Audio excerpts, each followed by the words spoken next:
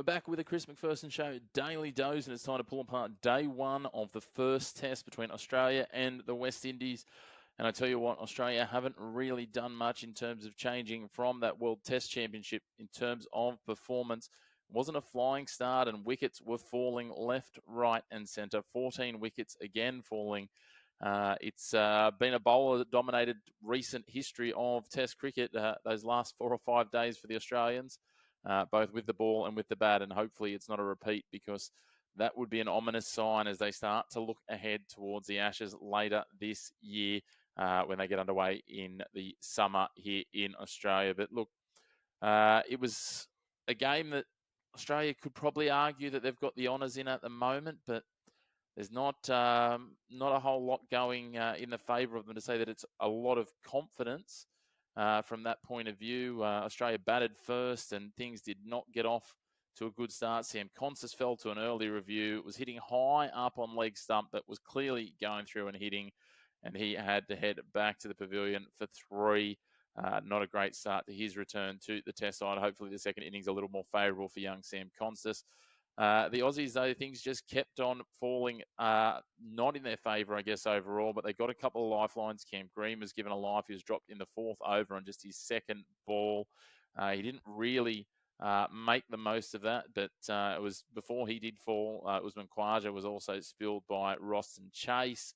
But then it was Shamar Joseph breaking through in the 10th over to have the Aussies in real trouble at 2 for 14. And look, it just kept on falling. Josh Inglis went down swinging off Jaden Searles. He skied a hook. He was off balance. It was a poor choice of a shot on a short ball. It wasn't short enough to get through, and it just popped up and he got underneath it and was easily taken. We then saw a little bit of resistance and resilience from the Aussies. Usman Khawaja and Travis Head rallied together, trying to put some resistance. They got a partnership of 89 to get Australia back to an element of parity. Usman was dropped again, this time by Brandon King, before Travis Head did bring up his 19th Test half century. He was the best of the batters. Usman then fell for 47 to make it a trifecta of top 3 wickets for Shamar Joseph, and leaving Australia at 4 for 111. Not exactly dire straits, but not in control. He just feathered an edge through to the keeper, and Joseph looking absolutely on song. He loves playing against the Aussies. We saw what he did in Brisbane. Bo Webster came out and he looked like he was starting to find some early touch, and a brilliant delivery again from Joseph. Just claimed his 4th wicket. That had Australia 5 for 123 and starting to teeter, and teeter they did from there. The wickets just continued as Australia lost Alex Carey in the 49th to a strong catch in the slips through Roston Chase. Travis Head departed 59 in the end in the next over. That was just after tea. And then the next over after that, Mitchell Starc fell, and it was starting to look a little bit ordinary for the Aussies. Pat Cummins just threw in a quick fire rearguard action of 28 off 17 to add some respectability before Shy Hope caught Josh Hazlewood at the end of that to make a 3rd career 5-wicket haul for Jaden Searles. So Australia all out for 180. They always say it's hard to know what a pitch is going to offer and what a match looks like until both sides bat. And look, the Windies batsmen, they immediately looked as uncomfortable, if not more uncomfortable. Craig Brathwaite fell in the 5th over to Mitchell Starc.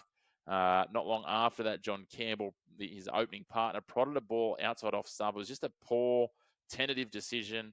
And Stark's ball caught the edge as Carey dutifully took the catch to have the West Indies 2 for 16. And it looked like maybe the Aussies had ripped right through their top order before the end of play, but Brandon King showed some steel and some metal, putting some resistance in. He found the rope 4 times, 4 boundaries to his name, the youngster looking the goods, before Pat Cummins broke through the partnership between King and Casey Carty late in the day. And then Josh Hazlewood, the 3rd of the Australian pace bowling triumvirate, who rolled the arm over on day one, had the final say for the Aussies as he rattled the stumps of the night watchman Jamel Warrican for a 2nd ball duck. And that means that at stumps, the West Indies are 4 for 57, trailing by 123. Those couple of late wickets just giving a slight ascendancy to the Aussies.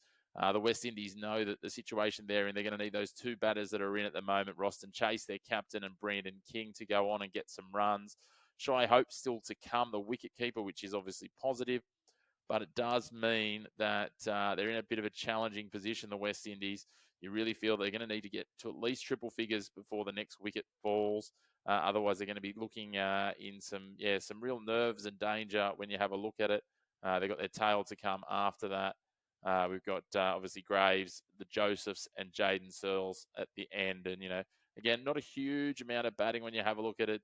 Graves, the most notable of those. He does have a test century to his name, but just averaging 21 with the bat through his 6 tests, despite having that test century, which actually accounts for almost exactly half of his test career runs in a very limited window. He does have a first-class batting average of closer to 30, but again, not a lot of metal in that middle to lower order once you get past Shy Hope for the Windies. So they're going to need some big efforts on day 2. We're certainly looking forward to seeing how it all shapes up, and also coming back to you again tomorrow to really get a judge of the balance after day 2 and how things are picking apart. Make sure you do stay tuned to our YouTube channel and our Spotify, because we'll have our weekly episode dropping shortly today, and then another episode picking apart the Australia Cup soccer round of 32 draw with Lachlan Abel from Round Ball Australia. But until next time, a big thank you for tuning in to the Chris McPherson Show Daily Dose.